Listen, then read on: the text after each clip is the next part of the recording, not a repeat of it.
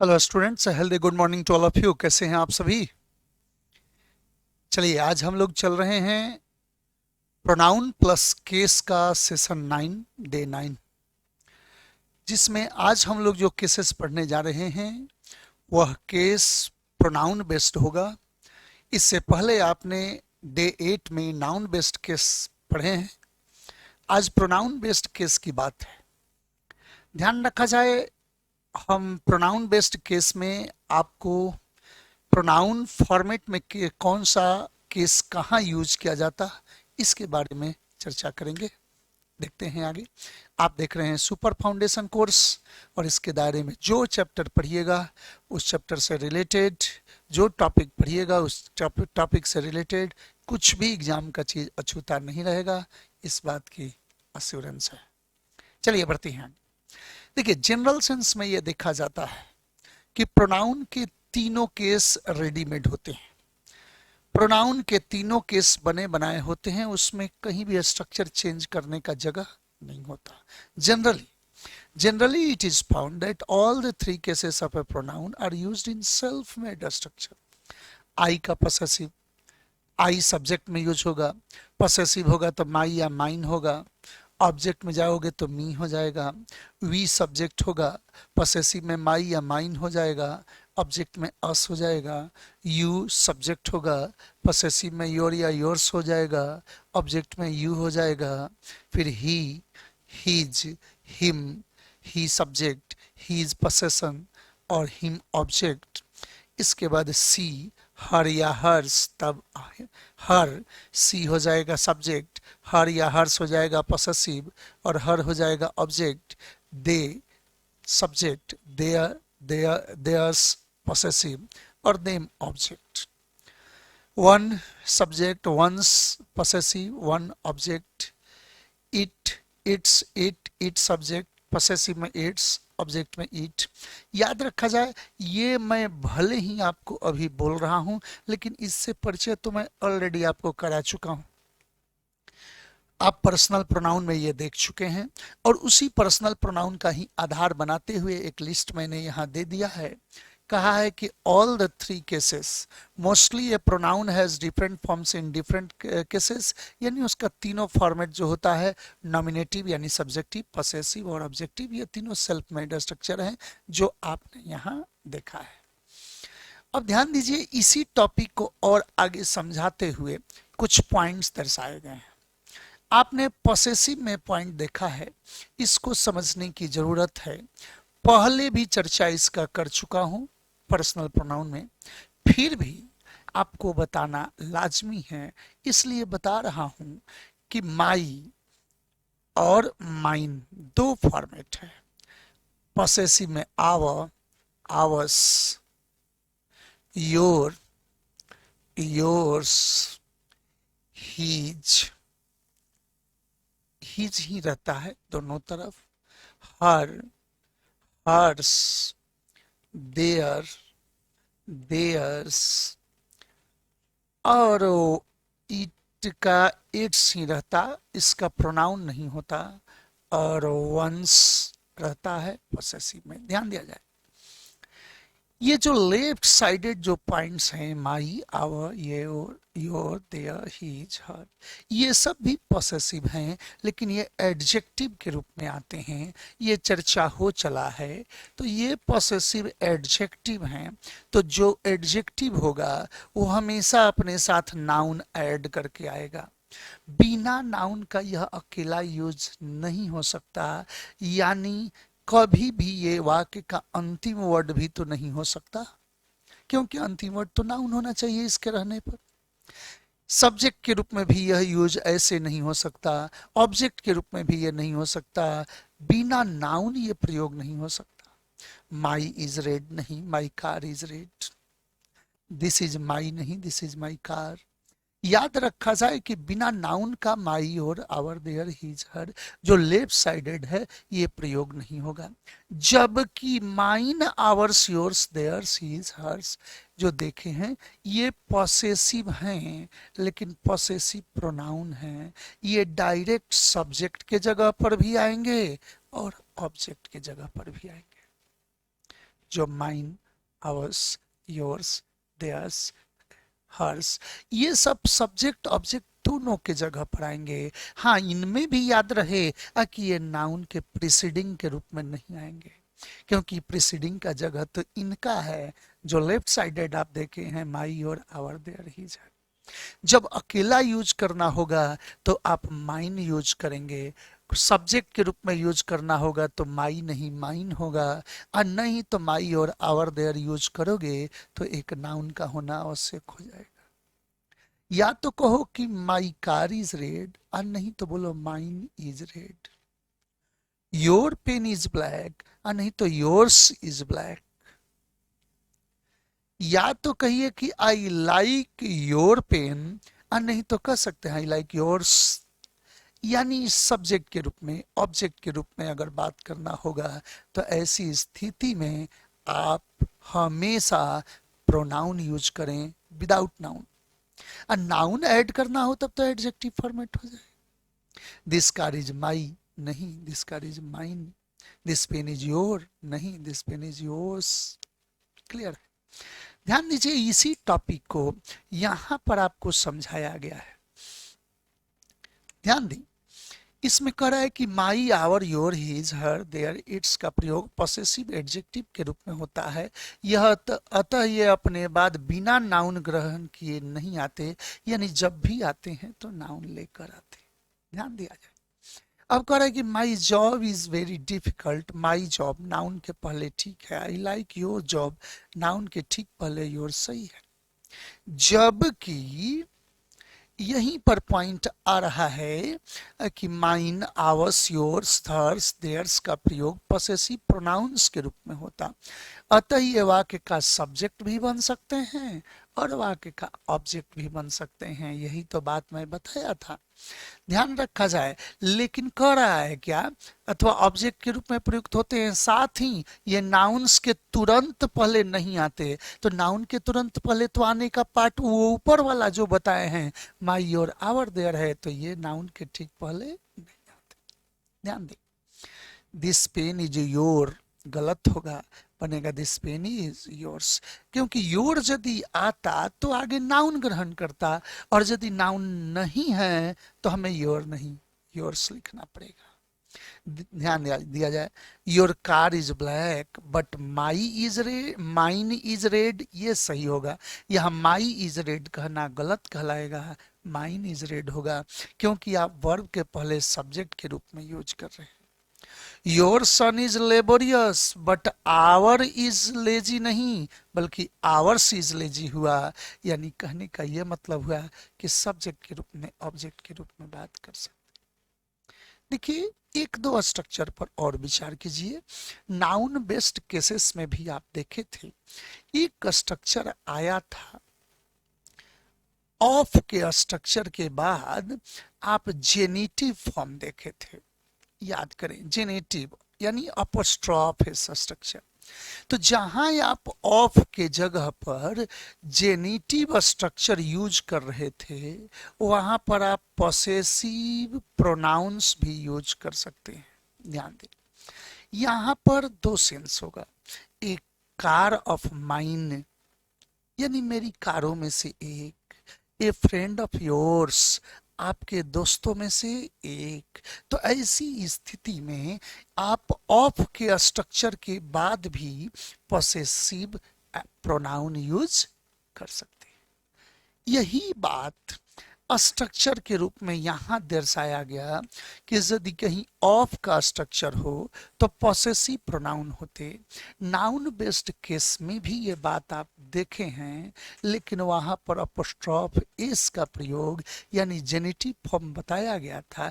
ये भी वही फॉर्म है, लेकिन यहाँ पॉसेसिव एडजेक्टिव नहीं, पॉसेसिव प्रोनाउन यूज किया जाता।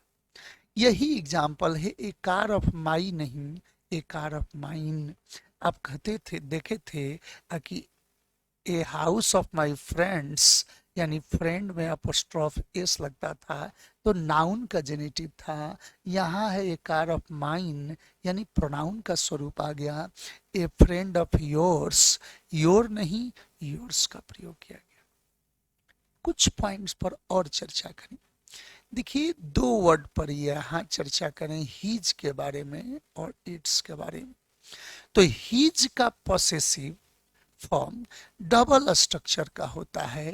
हीज का प्रयोग एडजेक्टिव के रूप में भी होता है और हीज का प्रयोग प्रोनाउन के रूप में भी होता है। मतलब यह हीज पॉसेसिव एडजेक्टिव भी है और हीज पॉसेसिव प्रोनाउन भी है। तो नाउन के ठीक पहले यूज करोगे तो यह पॉसेसिव एडजेक्टिव माना जाएगा, और फिर जैसे सब्जेक्ट ऑब्जेक्ट के रूप में बोले थे वैसा यूज कर दें, यानी अकेला प्रयोग, तो यह पॉसेसिव प्रोनाउन कहलाएगा। हिज कार इज ब्लैक, उसकी कार काली है। तो ऐसी स्थिति में हिज कार, हिज क्या है? पॉसेसिव एडजेक्टिव है। लेकिन कह दें कि दिस कार इज हीज, यह कार उसकी है, ऐसी स्थिति में हीज प्रोनाउन हो जाएगा। यानी यह दोनों फॉर्मेट में यूज किया जाता। यह पॉसेसिव एडजेक्टिव भी है और पॉसेसिव प्रोनाउन। नेक्स्ट बात करता हूं।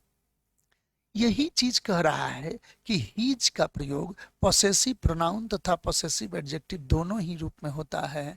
हिज कार इज रेड और दिस कार इज हीज, आपने देख चुके हैं, अभी अभी समझाया। एक इट्स के बारे में भी ध्यान दीजिएगा, वो भी आपको कुछ खतरा पैदा करेगा। जब हम इट्स का प्रयोग कर रहे हैं तो ध्यान रखा जाए, इट्स का प्रयोग भी पॉसेसिव होता है लेकिन हमेशा एडजेक्टिव के रूप में होता है। इट्स कभी भी प्रोनाउन फॉर्मेट नहीं लेता, लेता ही नहीं है, कभी प्रोनाउन के रूप में यूज होता ही नहीं है। ये जब भी आएगा तो इट्स जो है वो एडजेक्टिव के रूप में हो। जरा सा सोचा जाए, चाबी अपने स्थान पर पड़ा हुआ है, the key is lying on its place, वहां इट्स प्लेस, प्लेस के ठीक पहले है, यानी नाउन के पहले आया, एडजेक्टिव है। कभी नहीं कह सकते द नीव इज इट्स, ऐसा नहीं यूज होगा। दिस इज इट्स नीव, ऐसा यूज करना पड़ेगा। तो याद रखा जाए कि इट्स का प्रयोग बिना नाउन का नहीं होता। ऐसे इट्स के प्रयोग में एक चीज और धोखा हो सकता है, एस का और अपोस्ट्रॉफ एस का। तो जो ये इट्स है ये पॉसेसिव होता है, जबकि ये अपोस्ट्रॉफ एस जो है यह इट इज या इट हैज का शॉर्ट फॉर्म होता है। ऐसा मत समझ लीजिएगा कि ईट में अपोस्ट्रॉफ एस लगा दिए तो वह पॉसेसिव हो गया, नहीं।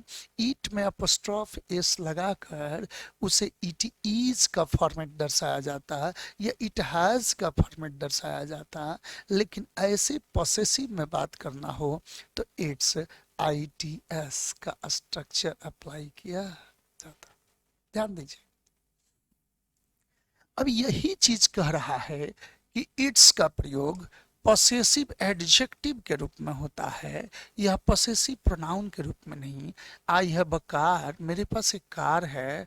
इट्स कलर, तो कलर नाउन हुआ, इसके पहले इट्स एडजेक्टिव मानेंगे तो इट्स कलर इज ब्लैक, कभी यह प्रोनाउन फॉर्मेट में यूज नहीं होता। देखिए, आगे जो चर्चा कर रहे हैं वो सब पॉइंट्स, सब रूल्स हैं जो कि एग्जाम में डायरेक्ट प्रकट होते हैं। थोड़ा सा ध्यान दीजिएगा।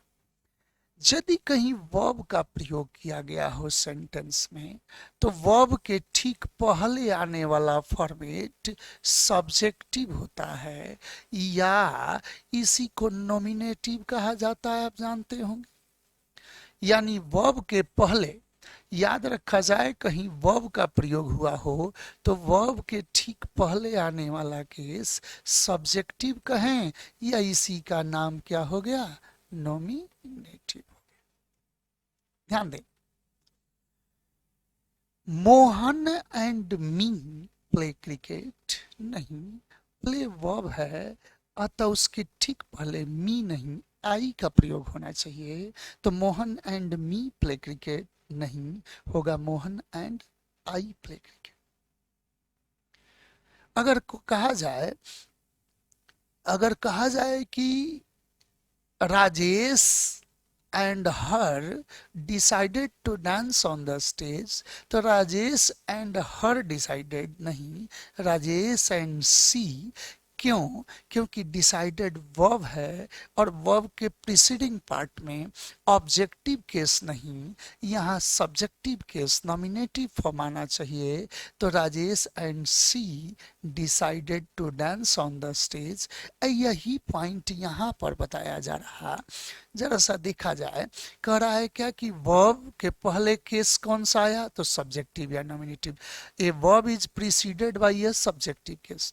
देखिए, Sita and me performed on the stage, perform verb है, वर्ब के पहले मी मानने लायक नहीं है, तो Sita and I performed on the stage. अब तो पॉइंट आपका सही बना। नेक्स्ट टॉपिक की ओर बढ़ रहे हैं। ध्यान दीजिएगा कि ये वर्ब बहुत कुछ डिटरमिन करता है। वर्ब के पहले यूज किए तो सब्जेक्टिव केस आया, याद रखें। वर्ब के बाद यूज करना हो तो आने वाला केस, याद रहे, ऑब्जेक्टिव केस होना चाहिए। वर्ब के पहले यूज किए सब्जेक्टिव हो गया, वर्ब के बाद यूज करना हो ऑब्जेक्टिव हो गया। जरा सा सोचा जाए, ही प्रेज्ड, उसने तारीफ किया, Mohan and I in public, लोगों के बीच उसने तारीफ किया, मोहन एंड आई कि मोहन एंड मी, क्योंकि प्रेज्ड वर्ब है, वर्ब के बाद आने वाला ऑब्जेक्टिव केस होगा, एक्यूजेटिव केस होगा। तो यही बात आ रहा है कि ही प्रेज्ड मोहन एंड आई नहीं, मी का प्रयोग होना चाहिए। सी advised Rajesh and I to work hard। जरा सा सोचा जाए, she advised Rajesh and I नहीं, she advised Rajesh and me to work hard. तो वर्ब के पहले नॉमिनेटिव सब्जेक्टिव, वर्ब के बाद ऑब्जेक्टिव। अब यही पॉइंट यहां पर बन रहा है, थोड़ा सा ध्यान दीजिएगा। कह रहा है कि verb plus objective case, verb is followed by an objective case, verb के बाद ऑब्जेक्टिव केस। तो ही प्रेज्ड, उसने तारीफ किया, Mohan and I in public, जनता में वो तारीफ किया, किसका, तो मोहन और मेरा। तो प्रेज वर्ब है, वर्ब के बाद मोहन एंड आई नहीं, मोहन एंड मी होना चाहिए। यही तो पार्ट आपका यहाँ दर्शाया गया है। वर्ब के पहले सब्जेक्टिव, वर्ब के बाद ऑब्जेक्टिव। ध्यान दिया जाए, यदि कहीं क्रिया में आई एन जी लगा हो तो ये डबल फॉर्मेट रखता है। V1 plus I N G, याद रखा जाए, ये अपने ठीक पहले पॉसेसिव केस भी लेता है और अपने ठीक पहले ऑब्जेक्टिव केस भी लेता है। लेकिन किस आधार पर लेता है, थोड़ा सा ध्यान दीजिए। वर्ब के ठीक पहले पॉसेसिव केस भी होता है और वर्ब के ठीक पहले ऑब्जेक्टिव केस भी होता है। रहा बात कि कब वर्ब के पहले हम पॉसेसिव केस समझें और कब वर्ब के पहले हम ऑब्जेक्टिव केस समझें। वर्ब के पहले पॉसेसिव केस हुआ कब, जब V1 ING के पहले पॉसेसिव केस होगा कब, जब यह ING जेरंड फॉर्मेट में रहेगा तब। जबकि V1 ING के पहले यहाँ ऑब्जेक्टिव केस होगा कब, जब ये V1 ING प्रेजेंट पार्टिसिपल के रूप में रहेगा तब।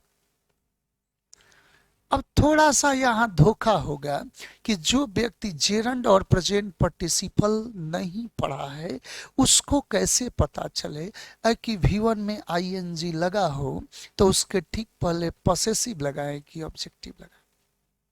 तो ध्यान दें, जब V1 में ING जोड़कर नाउन का हरकत कराया जाए, नाउन का कार्य हो, तो वो जेरंड है।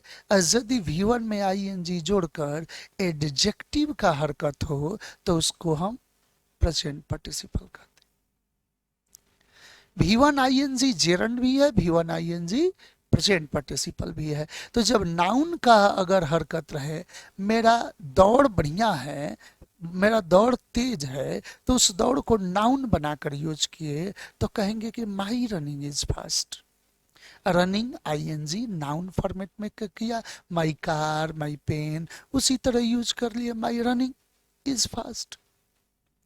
और जब भी कभी प्रेजेंट पार्टिसिपल का ऐसा फॉर्मेट आए जिसके पहले ऑब्जेक्टिव केस दिखाई देता हो, तो एक चीज याद रखिएगा कि यह कोई एक्शन कंटिन्यूड का बात करता है। Action continued. यदि कोई कहे कि मैंने उसे नाचते हुए देखा, इसका मतलब जब देखा तो एक्शन चल रहा था। तो ऐसी स्थिति में नाचते हुए, गाते हुए, पढ़ते हुए, हंसते हुए ऐसा सेंस आ जाए, तब उसके ठीक पहले ऑब्जेक्टिव केस यूज किया जाएगा। मैंने उसे नाचते हुए देखा, आई सॉ हिम डांसिंग। यदि मैं कोई कहे कि मैंने उसे गाते हुए सुना, आई heard him singing a song. I heard him Singh a song, ये भी यूज होता। अंतर है, थोड़ा माइनर सेंस में अंतर है, लेकिन I heard him singing a song, ING का जब यहाँ बात हो रहा, तो मैंने उसे गाते हुए सुना, तो गाते हुए, पढ़ते हुए, नाचते हुए, हंसते हुए ऐसा सेंस देना हो तो ठीक पहले ऑब्जेक्टिव केस।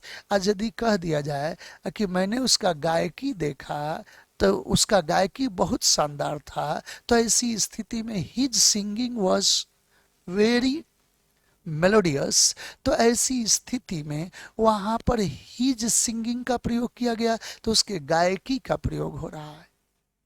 नाउन के रूप में आईएनजी काम करे तो ठीक पहले पॉसेसिव केस, एडजेक्टिव के रूप में आईएनजी काम करे तो ठीक पहले ऑब्जेक्टिव केस, वही चीज जेरंड और पार्टिसिपल। नेक्स्ट बात करते हैं, ध्यान दीजिए। अगले पॉइंट पर कह रहे हैं कि V1 आईएनजी अपने पहले क्या लिया है, possessive case. Possessive case plus V1 ING. V1 ING is preceded by a possessive case. ध्यान दें, I can improve you dancing कि योर डांसिंग। तो डांसिंग यहाँ नाउन के रूप में है, अतः यू नहीं बल्कि योर डांसिंग। अब आंसर आपका सही हो गया। अब ऐसा नहीं न हुआ कि मैं नाचते हुए आपका इम्प्रूव कर सकता हूं, नहीं, मैं आपके नाच को इम्प्रूव कर सकता हूं। तो ऐसी स्थिति में आपका नाच, your dancing. Sea walking is very slow, उसका चाल बहुत धीरे है। तो सी वॉकिंग की हर वॉकिंग, क्योंकि क्रिया में आईएनजी सब्जेक्ट के रूप में है तो नाउन है, अतः सी के जगह हर वॉकिंग का प्रयोग होना चाहिए। यही पॉइंट जो अभी अभी हम क्लियर किए हैं, इसी को नोट के माध्यम से देखिए। ध्यान रहे कि V1 आईएनजी का प्रयोग जेरन तथा पार्टिसिपल दोनों ही रूपों में होता है। अतः पार्टिसिपल के रूप में रहने पर V1 आईएनजी के पहले ऑब्जेक्टिव फॉर्म आता है। तो कैसे पता चलेगा कि वो पार्टिसिपल है, तो वहां सेंस होगा, मैं बोला हूं अभी, नाचते हुए, गाते हुए, एक्शन कंटिन्यूड का अगर सेंस देने लगेगा तो वो पार्टिसिपल होगा, प्रेजेंट पार्टिसिपल, और उसके पहले ऑब्जेक्टिव केस यूज किया जाता है। ध्यान दें, I saw him dancing on the stage, मैंने उसे स्टेज पर नाचते हुए देखा। तो ऐसी स्थिति में आप देख रहे हैं कि यहाँ प्रेजेंट पार्टिसिपल है तो ऑब्जेक्टिव केस है। He noticed me writing a letter, उसने मुझे नोटिस किया पत्र लिखते हुए। तो याद रखा जाए कि मैं पत्र लिख रहा था तब नोटिस किया, तो मेरा एक्शन कंटिन्यूज था। ऐसी स्थिति में उसके पहले ऑब्जेक्टिव केस यूज किया गया। देखिए राइटिंग के पहले। आशा करते हैं ये पॉइंट आपका क्लियर होगा।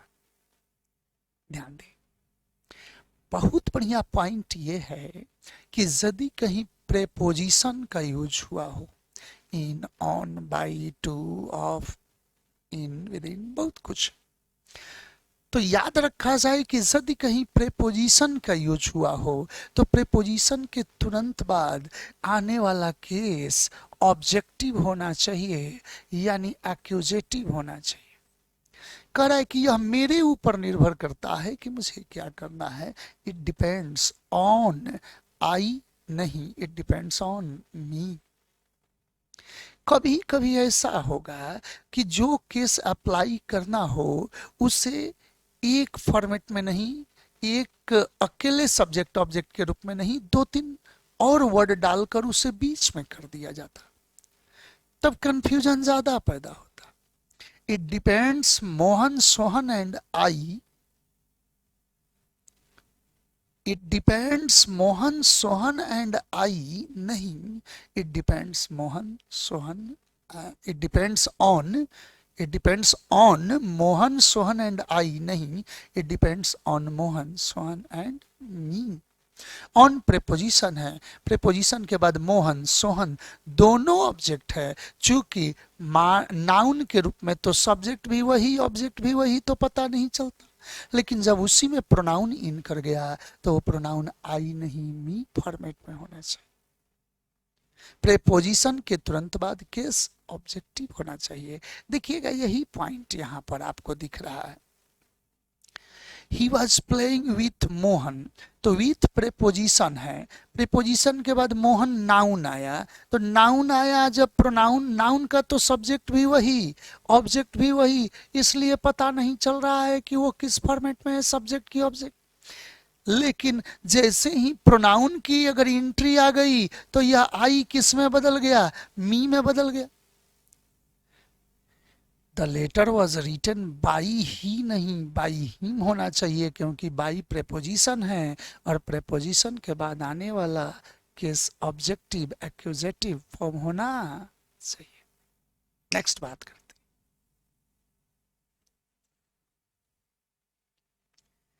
देखिएगा एक वर्ड है लेट, लेट के बाद भी आने वाला केस ऑब्जेक्टिव या एक्यूजेटिव होना चाहिए। ध्यान दीजिएगा, let Mohan and I decide the matter clearly, let Mohan and I नहीं, लेट के बाद फिर मोहन का तो पता न चला कि सब्जेक्ट है कि ऑब्जेक्ट है, ऐसे है वहां ऑब्जेक्ट फॉर्म में। अब बताया जाए कि आई तो पता चल रहा है कि आई सब्जेक्ट है, अतः लेट के बाद ऑब्जेक्टिव फॉर्म आना चाहिए।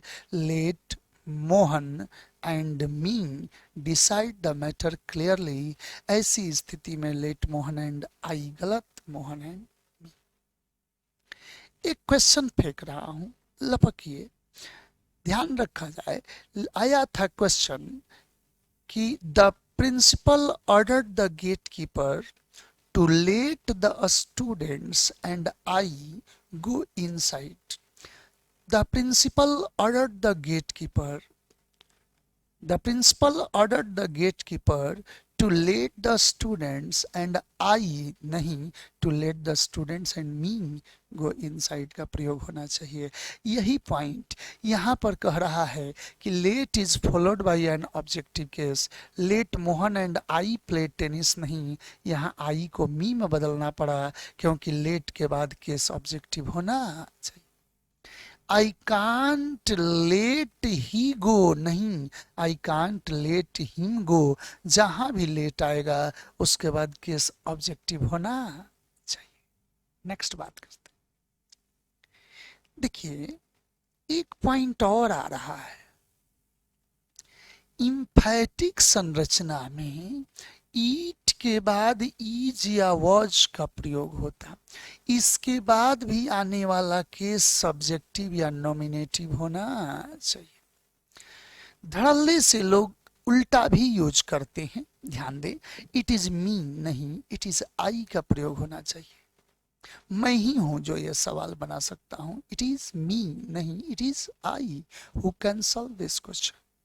वही है जो ये काम कर सकता है, इट इज हिम नहीं, इट इज ही का प्रयोग होना चाहिए। It is he who can do this work. तो ईट में यदि इज या वॉज आ जाए तो ऐसी स्थिति में केस सब्जेक्टिव यानी नॉमिनेटिव होना चाहिए। ऐसी स्थिति में वर्ब के पहले भी सब्जेक्ट स्ट्रक्चर है, वर्ब के बाद भी सब्जेक्ट स्ट्रक्चर है। पूरे अंग्रेजी में ऐसा दायरा वर्ब के ठीक पहले सब्जेक्ट ठीक पहले ऑब्जेक्ट दो ही जगह आता, एक एम्फैटिक में और एक इमेजिनेशन में, यानी अनरियल कंडीशंस। ध्यान रखा जाए। अब बात यहां पर बन रहा है कि इट इज मी नहीं, it is I, it is him नहीं, इट इज ही। कहीं कहीं किताबों में यहाँ पर मॉडर्न इंग्लिश में इट इज के बाद इट वाज के बाद ऑब्जेक्टिव केस भी प्रचलित है। It is me, it is him हो सकता है, लिखा जाता, बोला जाता। लेकिन जब कहीं एग्जाम की बात आएगी तो कभी इसको एक्सेप्ट मत कीजिएगा। इट इज ही का प्रयोग होगा, इट इज आई का प्रयोग होगा। कभी भी ऑब्जेक्टिव केस एग्जाम में एक्सेप्टेबल नहीं होगा। एक यहीं पर बात और छेड़ देता हूं जो इस टॉपिक में चर्चा नहीं भी है भी। ध्यान दीजिए कि जब ईट प्लस ईज या वॉज आ जाए, ईट ईट प्लस इज या वॉज आ जाए प्लस सब्जेक्टिव केस यदि हो तो याद रखा जाए कि ऐसी स्थिति में दे प्लस हु का भी स्ट्रक्चर आ सकता है। आप पढ़े हैं कि दे प्लस हु का स्ट्रक्चर नहीं आता, बदले में दोज प्लस हु का स्ट्रक्चर यूज किया जाता है। लेकिन ऐसी स्थिति में दे प्लस हु का भी स्ट्रक्चर हो सकता है। वही लोग हैं जो ये काम कर सकते हैं। It is them who, it is those who नहीं, it is they who can do this work. तो यह एक अपवादिक जगह है जहां की दे प्लस हु आ सकता है। नहीं तो जहां भी दे प्लस हु का स्ट्रक्चर मिलता है उसे काट कर दोज प्लस हु बनाया जाता। पहले आप पर्सनल प्रोनाउन में, रिलेटिव प्रोनाउन में, डेमोन्स्ट्रेटिव में, तीनों जगह यह बात देख चुके। ध्यान दीजिए, इसी टॉपिक को यहां पर कहा गया है कि in emphatic sense B form is was is followed by a subjective case. It is I who can do this work. यहाँ मी गलती है। देखिए यहाँ पर वही एग्जाम्पल है कि it is they, हम बोले थे they प्लस who हो सकता है। It is they who will support you in trouble. हाँ, वही लोग हैं जो आपको ट्रबल में सपोर्ट करेंगे, परेशानी में मदद करेंगे। नेक्स्ट बात कर, देखिए इसी टॉपिक को यहाँ भी मैं बोला हूं कि इम्फैटिक संरचना में भले लिख दे किताब, ध्यान रहे कि मॉडर्न इंग्लिश में बी फॉर्म के बाद ऑब्जेक्टिव केस भी प्रचलित है, परंतु परीक्षा के दृष्टिकोण से सब्जेक्टिव फॉर्म प्रयोग बेहतर माना जाएगा। ध्यान रहे कि इस अवस्था में दे प्लस हु या दैट का भी प्रयोग हो सकता है, जो आप पहले एग्जाम्पल में देख चुके हैं। देखिएगा,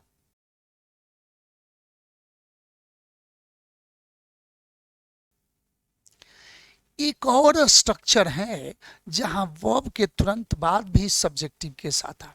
अभी अभी तो एक बोला हूं कि इम्फैटिक संरचना में वर्ब के पहले भी सब्जेक्ट, वर्ब के बाद भी सब्जेक्ट। अब बता रहा हूं कि कभी कभी इमेजिनरी कंडीशन में, अनरियल कंडीशन में इफ प्लस सब्जेक्ट के बाद वर यूज किया जाता। अब यहाँ इफ के जगह दो भी हो सकता है, ऑल्दो भी हो सकता है, एज इफ भी हो सकता है। इमेजिन करने के लिए बहुत सारे आपको कंडीशंस मिल सकते हैं। इमेजिन करने के लिए यदि वर का प्रयोग किया जाए तो याद रखा जाए यहाँ वर के बाद आने वाला फिर केस सब्जेक्टिव या नॉमिनेटिव होता है। ध्यान दिया जाए, यहाँ किसी भी सब्जेक्ट में वर लगाया जा सकता है। यदि मैं पंछी होता, if I were A bird, तो ध्यान दिया जाए यदि मैं कहता कि if I were a bird, तो वर के बाद बर्ड लगा है, तो बर्ड तो नाउन है, तो पता ही नहीं चला कि ये सब्जेक्ट के फॉर्मेट का नाउन है कि ऑब्जेक्ट के फॉर्मेट का नाउन है, क्योंकि नाउन का सब्जेक्ट ऑब्जेक्ट तो बिल्कुल सेम है, पढ़े हैं आप। लेकिन यही नाउन के जगह पर यदि प्रोनाउन लगाना पड़ जाता तो वह प्रोनाउन सब्जेक्टिव होता। यदि मैं उसके जगह होता, इसका मतलब कि मैं वो हो जाता, वो मैं हो जाता। यदि मैं उसके जगह होता तो एक बड़ा स्टेप लेता, तो इफ आई वेयर हिम नहीं, ही होना चाहिए, हिम गलत, ही सही होगा कि if I were he I would take a bold step, तो मैं एक बड़ा कदम उठाता। यदि वह मेरे जगह पर रहता तो वह ऐसा कदम नहीं उठाता। इफ ही वेयर मी, नहीं, इफ ही वेयर आई का प्रयोग होना चाहिए। तो याद रखा जाए, यही बात मैं समझा रहा था आपको कि जब इमेजिनेटिव सेंस होगा तो वेयर के बाद सब्जेक्टिव केस आएगा। इफ, एज इफ, दो, ऑल्दो, सब्जेक्ट, वर प्लस सब्जेक्टिव केस, ये दर्शाता क्या है? तो इमेजिनेशन, अनरियल कंडीशन को दर्शाता है। ध्यान दिया जाए, to show imagination were is followed by a subjective case. If he were me, नहीं, इफ ही वेयर आई, यदि वह मेरी जगह होता, he could not take this hard step, तो वह ये सख्त कदम नहीं उठाता। लोग कहते हैं यदि मैं उसके जगह होता तो मैं अपने बॉस को फॉलो करता। तो इफ आई वर हिम, नहीं, इफ आई वर ही होना चाहिए। देखिए, वर्ब के पहले भी सब्जेक्ट, वर्ब के बाद भी सब्जेक्ट, तो ऐसी स्थिति में वर्ब के बाद सब्जेक्टिव केस। एक इम्फैटिक संरचना में, एक इमेजिनेशन में, ऐसा ऐसी स्थिति में वर्ब के पहले भी सब्जेक्ट, वर्ब के बाद भी सब्जेक्ट। ध्यान दें, एक कंडीशन इसी का है जो आगे बन रहा है कि यदि कहीं ईट के बाद मेन वर्ब कोई आ जाए और उस मेन वर्ब के बाद टू बी यानी इन्फिनिटिव स्ट्रक्चर आ जाए, तो आने वाला फिर फॉर्मेट ऑब्जेक्टिव होना चाहिए। ध्यान दिया जाए, लगता है वही है, it appears to be he, नहीं, it appears to be him. लगता है राम ही है जो गेट पर खड़ा है, it appears to be Ram. तो टू बी के बाद राम तो नाउन है, तो पता न चला कि सब्जेक्ट है कि ऑब्जेक्ट है। अतः यदि प्रोनाउन लगाना पड़े तो टू बी के बाद ऑब्जेक्टिव फॉर्म लगाइएगा। It appears to be he, नहीं, हिम होना चाहिए। लगता है तुम ही हो जो मेरा कलम चुराए हो, it appears to be you, it appears to be you. तो ऐसी स्थिति में टू बी के बाद यू, तो फिर सब्जेक्ट भी वही, ऑब्जेक्ट भी वही, पता नहीं चला। लेकिन ये याद रहे कि टू बी के बाद आने वाला ऑब्जेक्टिव केस ही होना चाहिए। देखिएगा बात, यहां कह रहा है कि it appears to be he, नहीं, हिम का प्रयोग हो। नेक्स्ट बात करते हैं। देखिए, बट के बाद आने वाला केस सब्जेक्टिव भी होता है और बट के बाद आने वाला केस ऑब्जेक्टिव भी होता है। ध्यान दीजिएगा, बट अपने बाद सब्जेक्टिव स्ट्रक्चर भी लेता है, बट अपने बाद ऑब्जेक्टिव स्ट्रक्चर भी लेता है।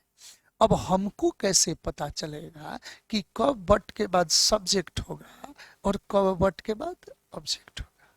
ध्यान दीजिएगा, बट के बाद ऑब्जेक्ट होगा कब? जब यह बट प्रेपोजिशन का कार्य करेगा। और बट के बाद सब्जेक्टिव होगा कब? जब यह बट कंजंक्शन का कार्य करेगा तब। बट प्रेपोजिशन भी है और बट कंजंक्शन भी है। तो जब बट प्रेपोजिशन होता तो आपको पहले भी पढ़ने को मिला है कि प्रेपोजिशन के बाद ऑब्जेक्टिव केस आता है। ऐसी स्थिति में बट के बाद हम ऑब्जेक्टिव यूज करते। कब? जब बट प्रेपोजिशन का काम करेगा तब। बट जब कंजंक्शन का काम करेगा तो अपने बाद सब्जेक्टिव केस लेगा। तो जब कंजंक्शन का कार्य करेगा तो इसका अर्थ होता है लेकिन, फिर भी। जब बट प्रेपोजिशन का काम करता तो अर्थ होता है के सिवा, के अलावा। वहां पानी ही पानी है, there is nothing but water, यानी वहां पानी के सिवा कुछ नहीं है। तो ऐसे यदि कहा जाए कि वो मेरे सिवा किसी का मदद नहीं किया, he helped no one but I, नहीं, बट मी होना चाहिए। यदि लेकिन और फिर भी का सेंस होगा तो बट कंजंक्शन हो जाएगा और ऐसी स्थिति में वो अपने बाद सब्जेक्टिव केस लेगा। एक और पहचान है कि इसके बाद जब ये बट कंजंक्शन होगा तो सब्जेक्टिव केस अपने बाद वर्ब से भी फॉलो होगा, यानी इसके बाद वर्ब भी आएगा। Ram is honest but me am dishonest, नहीं, आई एम डिसऑनेस्ट। तो लेकिन फिर भी का सेंस होगा तो बट अपने बाद सब्जेक्टिव केस लिया। She danced but me sang on the stage, नहीं, but I sang on the stage. She danced but me sang नहीं, I sang होगा। वर्ब का चर्चा हुआ है आगे और वो कंजंक्शन का कार्य कर रहा है, अतः अपने बाद कंजंक्शन का फॉर्मेट रहा तो बट सब्जेक्टिव केस लेगा। फॉर्मेट क्लियर कर रहे हैं। बट के बाद सब्जेक्टिव केस कब? जब वो कंजंक्शन का कार्य करे और अपने बाद वर्ब लिया रहे तब। याद रखा जाए कि बट के बाद ऑब्जेक्टिव केस कब? जब वो प्रेपोजिशन का कार्य करे तो अपने बाद ऑब्जेक्टिव केस लेगा और वर्ब आगे ग्रहण नहीं करेगा, यानी उस वर्ड के लिए वर्ब ग्रहण नहीं करेगा। ध्यान दीजिएगा, यही पॉइंट बनता है आगे। In but plus subjective case, in this condition, but is a conjunction and is followed by a subject plus verb, subjective case plus verb. देखिए, सी प्लेज टेनिस, वह टेनिस खेलती है, बट मी प्ले क्रिकेट नहीं, आई play cricket होना चाहिए। यहाँ but conjunction है। I am honest but him is dishonest नहीं, यहाँ ही इज डिसऑनेस्ट, अब सही होगा। बट के बाद ऑब्जेक्टिव केस कब? ध्यान दें, in this condition but is a preposition and should be followed by an objective case. ऐसी स्थिति में बट क्या होता? तो प्रेपोजिशन का काम करता और अपने बाद ऑब्जेक्टिव फॉर्म ग्रहण करता। ध्यान दीजिएगा, कह रहा है क्या कि ही बट बराबर एक्सेप्ट। बट का सेंस क्या होता है? तो के सिवा को छोड़कर। देखिए, he helped no one but I in trouble, वो मेरे सिवा किसी का मदद नहीं किया, तो ये गलत है। He helped no one but I नहीं, बट मी होना चाहिए। Nobody will help you but I नहीं, फिर बट मी होगा। चलिए नेक्स्ट बात करते हैं। देखिए, कभी कभी कंपैरिजन होता जिसे सिमिली कंपैरिजन कहा जाता, आगे डिग्री में और इसका चर्चा किया जाएगा। तो यदि कहीं कंपैरिजन एज एज का हो तो इसके बाद भी आने वाला केस सब्जेक्टिव होना चाहिए। ध्यान दें, he is as tall as me नहीं, he is as tall as I होना चाहिए। बेहतर तो होना चाहिए कि is as tall as I am. क्यों? क्योंकि ऐसी स्थिति में सब्जेक्ट की तुलना यहाँ सब्जेक्ट से हुई और आगे सब्जेक्ट को एक कॉम्प्लीमेंट्री वर्ब देना होता है, तो ऐसी स्थिति में he is as tall as me कहना गलत माना जाएगा। As tall as I am होना चाहिए। देखिएगा कहाँ दिक्कत है कि कुछ राइटर्स यहाँ पर लिखे हैं कि एज एज के कंपैरिजन में एज के बाद ऑब्जेक्टिव केस भी आता है। तो आप यूज बोलचाल में कर लीजिए, मॉडर्न इंग्लिश में यूज है, लेकिन याद रखा जाए कि बेहतर प्रयोग सब्जेक्टिव ही होना चाहिए। एग्जाम में आप सब्जेक्टिव को तरजीह देंगे और एक कंडीशन है कि यदि आगे वर्ब दिख गया एज का, तब तो नो डाउट सब्जेक्टिव ही होना चाहिए, क्योंकि वर्ब के ठीक पहले प्रीसीड फिर सब्जेक्ट करेगा। He is as tall as me I am, ऐसा तो नहीं होगा। आई एम दिख रहा है तो यहाँ आई ही होना चाहिए। एज एज के बाद जो सिमिली कंपैरिजन है, इसमें सब्जेक्टिव या नॉमिनेटिव ही फॉर्म आना चाहिए, याद रखा जाए। और ऐसी स्थिति में यदि ऑब्जेक्टिव आ रहा है, मॉडर्न लिटरेचर में चल रहा है, तो चलने दीजिए, एग्जाम में मत अप्लाई कीजिए। आगे वर्ब दिख जाए तब तो कभी भी ऑब्जेक्टिव को मत यूज कीजिए, हमेशा सब्जेक्टिव होना चाहिए। इसी बात को यहाँ दिखाया जा रहा है। एज एज में subjective case, for comparison as as is followed by a subjective case. She is as tall as I am, तो एज टॉल एज के बाद मी नहीं, क्या हुआ? आई हुआ, वर्ब भी ऐड हो गया। He loves her as much as I do, वह उसे उतना प्यार करती है जितना मैं करता, तो एज मच एज का कंपैरिजन है, तो मी नहीं आई हुआ और एक वर्ब एडिशनल हो गया। देखिए नोट क्या कह रहा है, थोड़ा सा विचार कीजिएगा। कह रहा है कि मॉडर्न इंग्लिश में एज के बाद ऑब्जेक्टिव केस का भी प्रयोग हो रहा है, परंतु यदि आगे वर्ब की मौजूदगी हो तो केवल सब्जेक्टिव फॉर्म का ही प्रयोग होगा। ध्यान दें, she is as tall as me चल रहा है, लिटरेचर में चलने दीजिए। She is as tall as I am, verb दिख गया तो क्या होगा, I am. She is as tall as I, अगर इतना ही पर छोड़ दें तो भी आज गलत ही माना जाएगा, क्योंकि ओल्ड फैशन ये यूज है। परंतु आपको वर्ब एडिशनल देना होगा, नहीं तो एग्जाम आपको गलत काटेगा। ध्यान दें। अब थोड़ा सा विचार कीजिएगा। प्रायः ऐसा देखने को मिलता है कि comparison is made in the same cases. Generally we find that comparison is made in the same cases. Subjective case is compared to a subjective form. Possessive case is compared to a possessive form, और objective case is compared to an objective form. ध्यान दिया जाए, subject का तुलना subjective से करते हैं, possessive की तुलना पॉसेसिव से करते हैं, ऑब्जेक्टिव केस की तुलना ऑब्जेक्टिव से करते हैं। प्रायः ऐसा देखने को मिलता है। वही बात कह रहा है कि mostly comparison is made in the same cases, प्रायः तुलनाएं सेम केसेस में की जाती। A subjective case is compared to a subjective form. He is taller than, he is taller than. ध्यान दें, मी नहीं, यहाँ आई का प्रयोग, क्योंकि ही का तुलना सब्जेक्ट का तुलना हो रहा है तो सब्जेक्ट से होगा।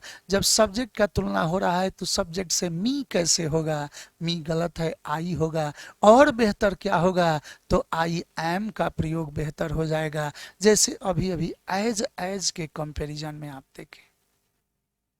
परंतु मॉडर्न इंग्लिश में या कुछ राइटर्स इस बात को फॉलो कर रहे हैं कि जब taller than, smarter than, younger than का कंपैरिजन हो तो वहां सब्जेक्ट का तुलना ऑब्जेक्ट से भी कर रहे हैं।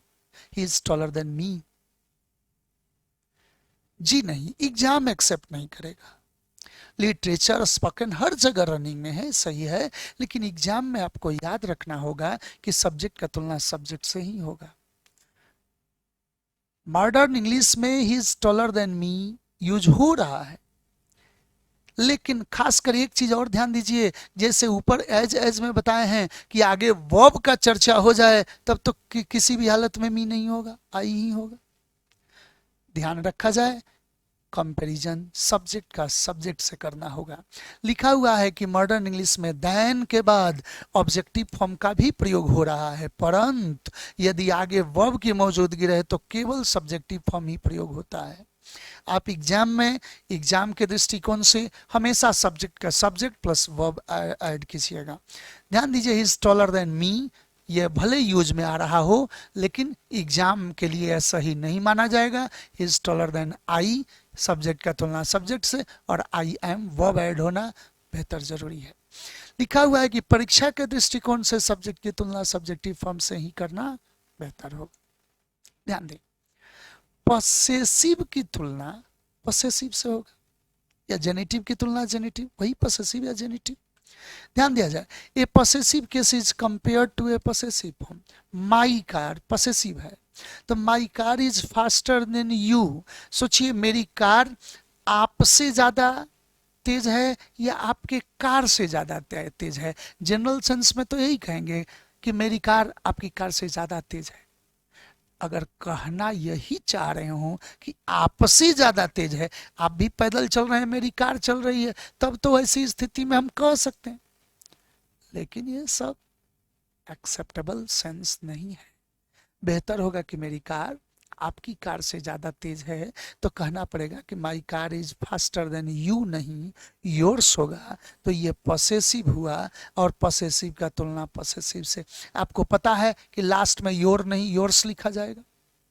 ध्यान दें, सब्जेक्ट का तुलना सब्जेक्ट से, पॉसेसिव की तुलना पॉसेसिव से, तो ऑब्जेक्ट की तुलना ऑब्जेक्टिव केस से होती है। ध्यान रखा जाए, an objective case is compared to an objective form. She likes him more than I.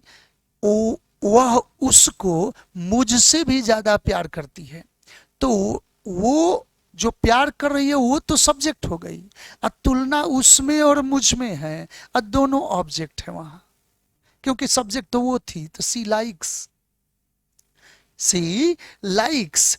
अब सोचा जाए कि पसंद करती है, प्यार करती है, she likes him more than I, नहीं मोर देन मी होना चाहिए, तब तो ऑब्जेक्ट का तुलना ऑब्जेक्ट से हुआ। याद रखा जाए, यही बात समझा रहे थे कि सब्जेक्ट की तुलना सब्जेक्ट से, पसेसिव की तुलना पसेसिव से, ऑब्जेक्टिव की तुलना ऑब्जेक्टिव से।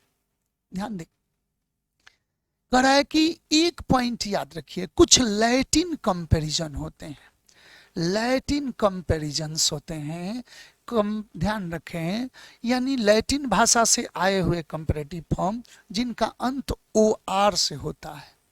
मूलतः ये 7 है, senior, junior, superior, inferior, anterior, posterior.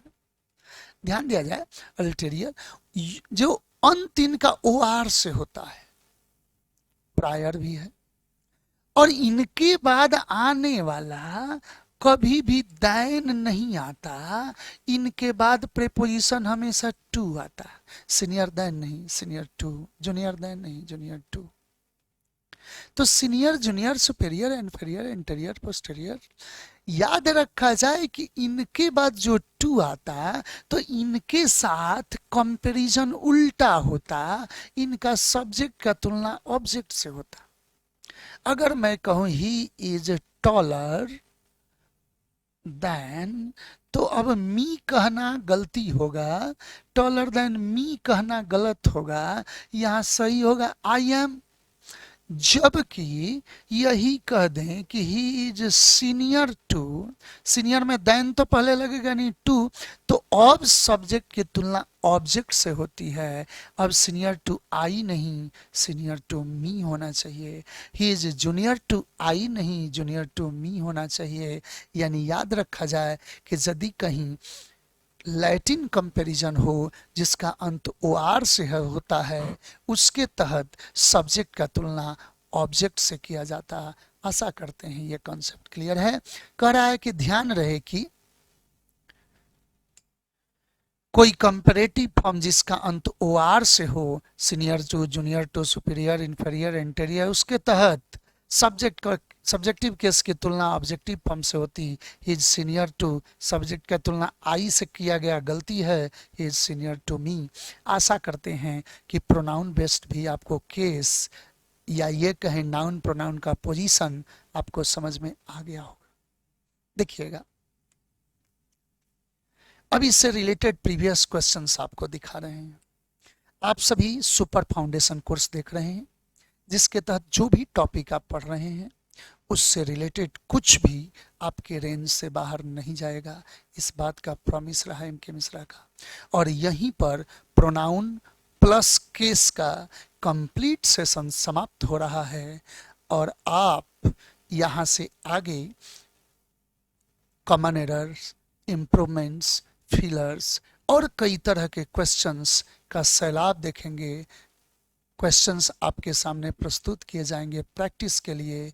ऐसा कोई स्ट्रक्चर का क्वेश्चन नहीं होगा जो एग्जाम में आता है या आने वाला होगा और आपके पास सामने ना होगा।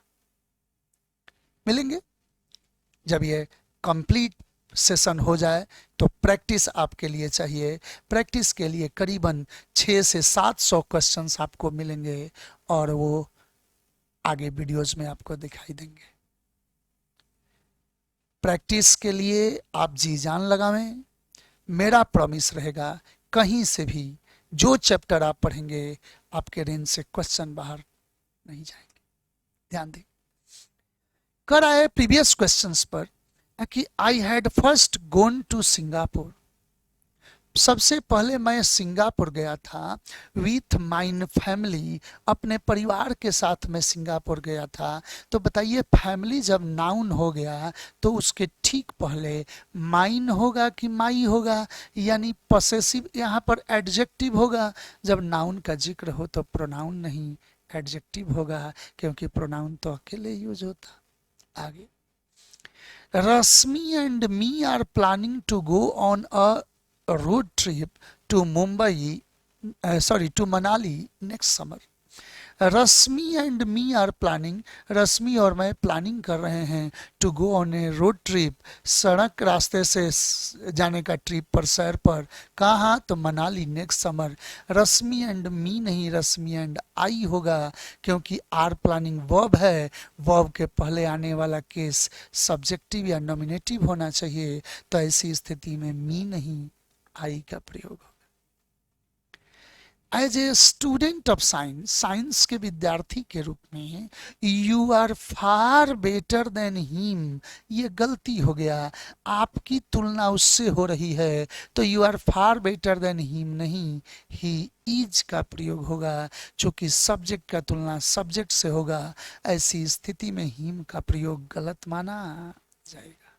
नेक्स्ट बात करते हैं, सी आंसर हुआ। It is him who did it, वही है जो ये काम किया। इम्फैटिक संरचना हो तो ईट के बाद यदि इज या वाज रहे तो आगे आने वाला केस सब्जेक्टिव होना चाहिए, तो इट इज हिम नहीं, इट इज ही का प्रयोग होगा।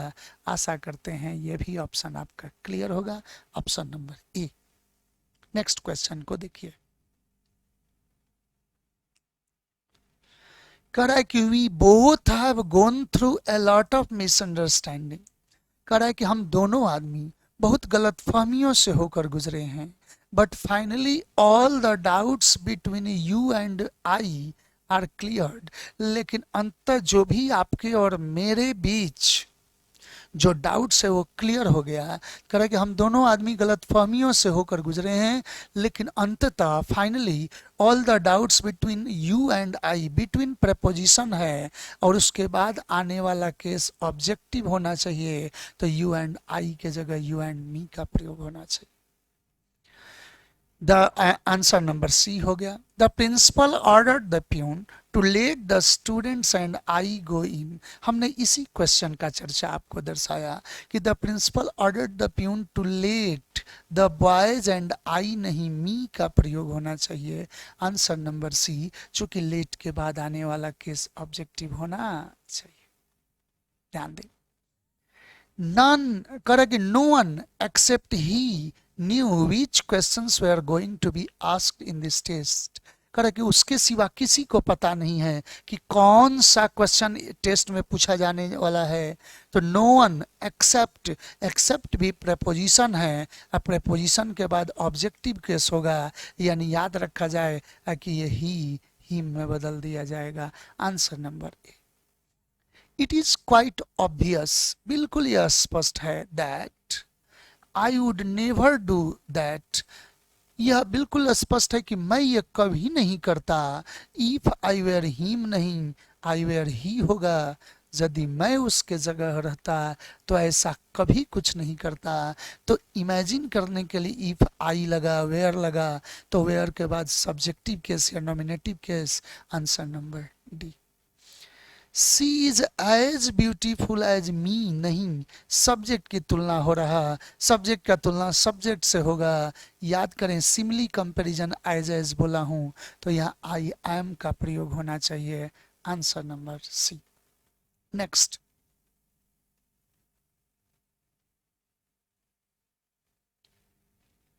ध्यान दें, कह रहा है कि I appreciate you helping the poor who are really the most ignored and completely deprived section of our society. I appreciate you helping, आपका मदद करने का अंदाज जो है मुझे पसंद आ रहा है, गरीबों को मदद, जो कि वाकई इग्नोर्ड क्लास हैं, कंप्लीटली वंचित हैं सामाजिक दायरा से।